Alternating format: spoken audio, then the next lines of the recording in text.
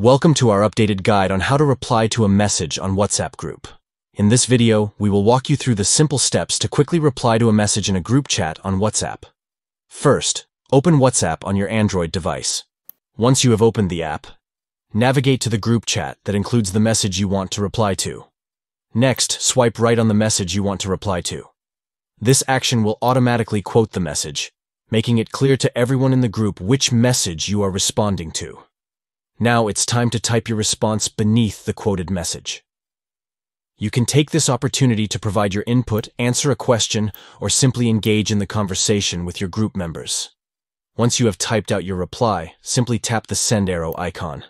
Your response will be sent, and everyone in the group will be able to see your message in the context of the original message you replied to.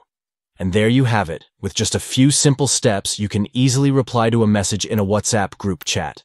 This feature is convenient for keeping conversations organized and ensuring that everyone is on the same page. So next time you're in a group chat on WhatsApp and want to reply to a specific message, remember these easy steps.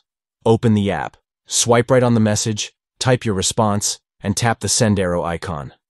Thank you for watching, and we hope this updated guide has been helpful in improving your WhatsApp group chat experience. Happy messaging!